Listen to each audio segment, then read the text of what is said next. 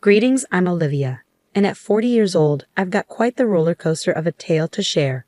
It all revolves around my sorry excuse for an ex. Though legally we're still hitched, I've mentally tagged him as my ex-husband due to his despicable actions towards me and our daughter 4 years back.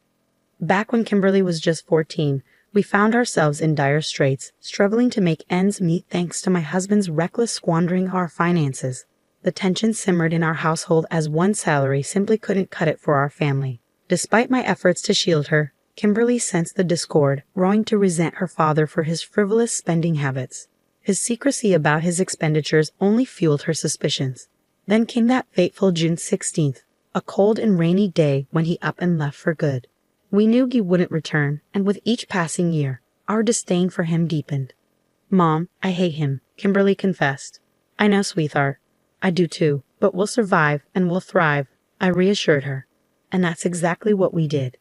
I took the plunge, leaving my job to dive into affiliate marketing and content writing. It was tough, but after a year of relentless effort, I found success. We became homeowners, and I even splurged on a luxurious car for us. Our fortunes continued to rise, and I couldn't be prouder of Kimberly, who followed suit with her own online content career, amassing a substantial following. But life has a way of throwing curveballs, and we were hit hard by the loss of Henry, my ex-father-in-law and Kimberly's grandpa. Despite the rift with my ex, we remained close to his parents, grateful for their support during our toughest times, both financially and emotionally.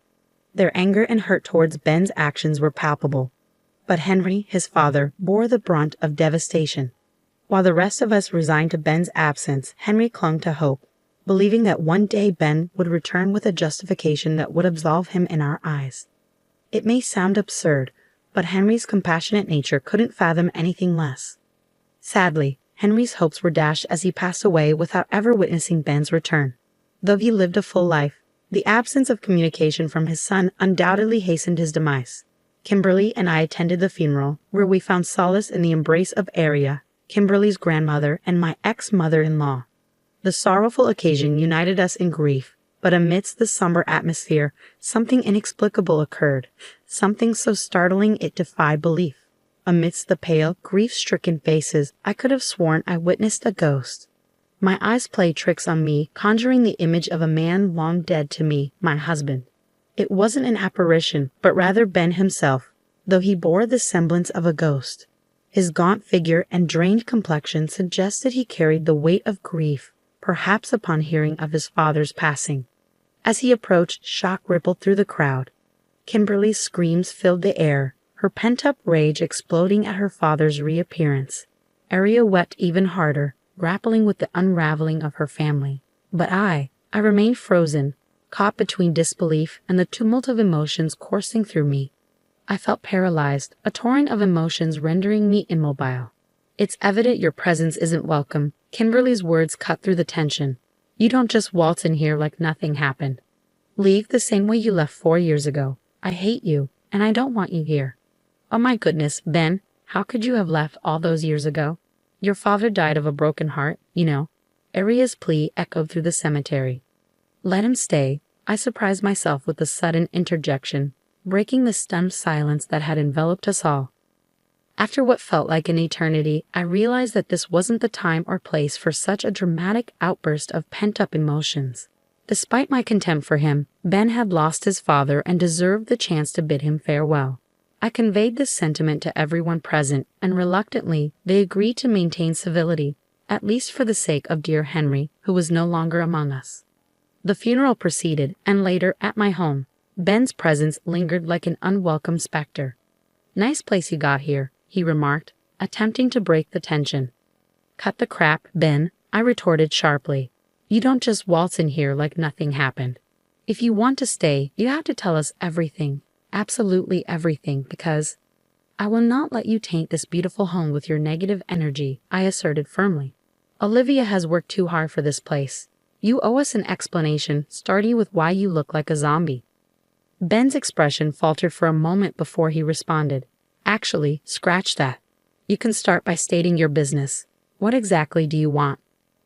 "Because we all know you're not here because of Grandpa's funeral." "Of course I'm here because of my father's funeral," Ben retorted, his tone defensive. "He was my father. But I'm also here for another thing. I'm here to collect my inheritance. I had to physically restrain Kim before she launched another attack. Murmurs rippled through the crowd, heads turning towards the brewing altercation. Arya managed to calm the onlookers while I guided Ben and Kim to a more secluded area of the house. "Don't call me that," Kim snapped as soon as we were out of earshot. "I'm not your anything. You forfeited the right to call me that the moment you decided to leave us to fend for ourselves with no explanation or anything. What sort of father does that? I try to forgive you, but I simply can't." "Look, Kim, Olivia, I'm sorry about everything." Ben's apology hung heavy in the air, but whether it was sincere or not remained to be seen. "I really am, but I desperately need the money." Ben's voice wavered, his desperation palpable. "I'm in some hot water right now. Do you think we care about you and your problems?" Kim's tone was sharp. "By the looks of it, you seem to have gotten yourself in with the wrong crowd. Are you doing drugs?" Ben hesitated, and suddenly his pallor and sickly appearance made sense. "Ben," Arya's voice cut through the tension as she joined us. "Now that I've sorted everything out, can you please explain what happened? Your father waited for you all this time, holding on to hope that you would return one day with a good enough explanation to dispel our doubts. So please tell me that you come bearing some good news. Tell me something to believe in." I came here to get my inheritance money, Mom," Ben confessed. "He's on drugs, Grandma," Kim interjected bitterly. "That's why he came here, to get his inheritance money so that he can buy more drugs." "No, it's not like that at all," Ben protested. "You were right about me hanging with the wrong crowd. Let's just say that I was at the wrong place at the wrong time, and now I owe some people some money." "How much are we talking about?" Arya's voice trembled with concern. 50,000, Ben admitted reluctantly. "What did you do?" I couldn't hide my shock. "Well, that is great," Kim's sarcasm dripped with bitterness. "So, you need to tell me while Mom and I were struggling to keep warm and feed ourselves, you were messing around with shady people. Ha. Well, we won't help you with that. You made your bed, and now you have to lay in it." "I know you're upset, sweetie." I tried to intervene, but Kim's anger was relentless. "But please, let's just." "Are you trying to defend him right now?" Kim's accusation hung heavy in the air. "He left us, Mom." "I know, Kimberly, he didn't just leave you." "Okay, he left me too. He left your grandmother as well, and he left Grandpa too. He broke all of our hearts, and we don't ever have to forgive him for doing that. But clearly he's learned his lesson, right? I mean, just look at him." It's so crazy how I was defending him so wholeheartedly back then, when in the end, it was because of me that he eventually did what he did. Shortly after the funeral was finalized, Ben was staying in a motel, and Arya and I, mostly Arya, would visit him to see if he needed anything. Kim refused the idea of even seeing his face again. We just wanted to finalize his inheritance so that he could be on his merry way. Kim and I decided that we didn't want much to do with him, but Arya, seeing as she was his mother, obviously wanted to try and rekindle something. As the weeks went by and the family lawyers did their best to authenticate Henry's will and determine inheritance values, Arya brought Ben to the house so that she could, at the very least, promote a civil environment amongst us all. As much as the bitterness and hatred weren't going to do us any good, it was going to take a long time for us to be anywhere near that. Kim would sometimes come just to sit and not speak, but she mostly opted out of the whole thing. Finally, the lawyers informed us of the inheritance amounts that each person would receive, and by some lucky stroke of fate, it turned out that the inheritance money that Ben would receive amounted to $50,000. Kim was infuriated. She didn't find it fair that the person who robbed her of her happiness for many, many years gets to be rewarded out of the blue. As much as she was an adult, she was still my baby, and I could understand her frustrations. But unfortunately, it wasn't up to her to decide whether he would get the money or not. Arya and I were seemingly nonchalant about the findings, and honestly, I just wanted this whole process to be done with so that I could go back to living my good life. As Ben assimilated to this lifestyle, it appeared his demeanor changed. He went from shy, timid, and remorseful to slightly arrogant and cocky, especially upon hearing he would receive exactly what he came for. I noticed this behavioral shift but opted not to say anything, chalking it up to the drugs he was doing. It was so sad to see a man who used to be so respectable end up like this. I just couldn't understand. A few more weeks went by, and Arya told me, Ben's inheritance money is ready to be collected. He doesn't know about it yet, but I wanted to inform you beforehand. I know it's a terrible thing to give such a large amount of money to an addict. I don't even want to think about what he'd do. I'm so sorry, my child, but I just don't think I can handle giving him the money just to see him disappear again. It would shatter that sliver of hope I have left for him.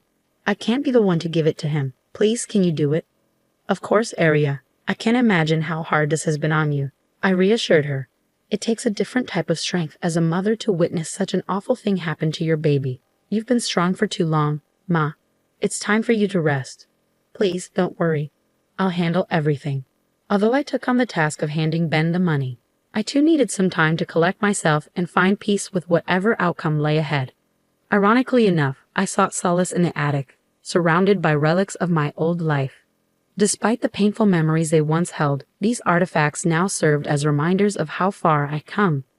As I sat amidst the old and dusty remnants of our past, memories flooded back. The plastic tea set, a bargain from a yard sale during our toughest times when proper dishes and cutlery were beyond our reach. The half-dead heater, its unreliable warmth forcing Kim and me to huddle together for comfort, though it was never enough. My gaze fell upon Ben's old chest, filled with what I assumed to be his work documents. I'd always been hesitant to explore its contents, fearing the truth of how much money had been drained from our household to sustain his other, seemingly more important, lifestyle. But on this day, the day I was meant to hand him the inheritance money, fear gave way to curiosity. I broke open the worn chest to uncover a trove of bank statements and checkbooks, each one detailing the extent of Ben's financial recklessness. With a sinking feeling, I realized the account recipient was named Maria. I didn't know of a Maria, but as I began to dig deeper, I found out who exactly she was, and it made my heart drop. Deep within the chest was a letter, handwritten and addressed to Ben. It read, "Dear Ben, when are we going to stop sneaking around like this? I'm getting bored and tired of your inability to kick your wife and kid to the curb like you said you would. You seem to enjoy spending months with me, taking all of my drugs, and then going back to your family even though you clearly hate them. If you don't tell them the truth, I will get Manuel involved. You already owe him tons of money from all the drugs you do with him for free. And this is how you want to treat me? I'm giving you 24 hours to get this done. Otherwise, you'll be in big trouble. Maybe I'll tell your wife all about me and our affair, as well as all the expensive bags and shoes you buy me. Or maybe I'll tell Manuel to get his goons to sort you out. Maybe I'll do both. Who knows? All of this can be avoided if you just do what we agreed upon. Remember, 24 hours or your entire life is going to come crashing down. Tick, tick, babe. Shale, Maria." Reading this letter almost made my heart explode in my chest. So Ben was having an affair before he left, and he had spent the money on his mistress. The thought made me want to vomit. This man had prioritized his party animal lifestyle, while his wife and kid were at home starving. Completely unforgivable and utterly disgusting. This was what I had been waiting for, the explanation for all of his horrendous behavior. It simply boiled down to selfish self-indulgence. The rage and bitterness that I had harbored for so long began to boil within me at this point. I was moving on autopilot, fueled by a mixture of anger and disbelief. Gathering everything from the chest, I stormed to the dingy motel where Ben was living. Bursting through the door, I found Ben amidst a pile of drugs on the bed. "You are completely unbelievable. You're doing drugs just as I was about to give you the money." "What? You have the money?" "That's great. Give it to me," Ben retorted, his voice laced with indifference. "You are pathetic, and you make me sick." "Yeah, well, I don't care. Give me the money, Olivia." I flung the papers at him, holding onto the letter I had discovered just moments ago while he was sifting through the bank statements he conveniently hid from me. As I began to read the letter out loud, he froze. If he didn't look sickly and pale before, he looked emaciated now. "You got this letter on June 15th, right? The day before you just up and left," I accused. "I'm gonna explain," Ben stammered, but I cut him off sharply. No, Ben, you can't explain. The time for explaining is over. You're 4 years too late." "I was sick, Olivia. I still am sick." As you can see, he attempted to defend himself. "Stop all the excuses, Ben. You think I wasn't tired. You think I didn't want relief anywhere I could find it. We all make choices, Ben. You're a grown man, damn it." I. Ben's voice faltered as he struggled to find his words. You left us because you were having an affair, I accused. It wasn't like that, he protested weakly. Then what was it like? I demanded. I never loved you. I never wanted that life. I never wanted to be with you. I just got with you and had the kids so that mom and dad could get off my back. I never wanted responsibility, and frankly, I don't care enough to rekindle or mend anything between us.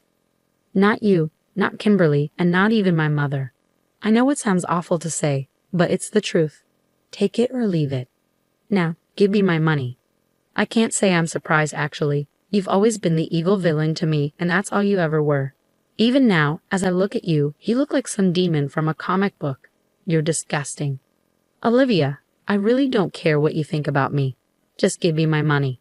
You might not care what I think. You might not even care about what your mother and daughter think as well, but it appears as though a certain Maria and Manuel have a hold on you, even if it's just a little bit.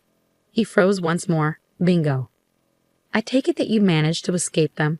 Right now, you're running with a new crew, and because you're a pathetic mess, you managed to mess up those relations also. He briefly nodded. Here's what's going to happen.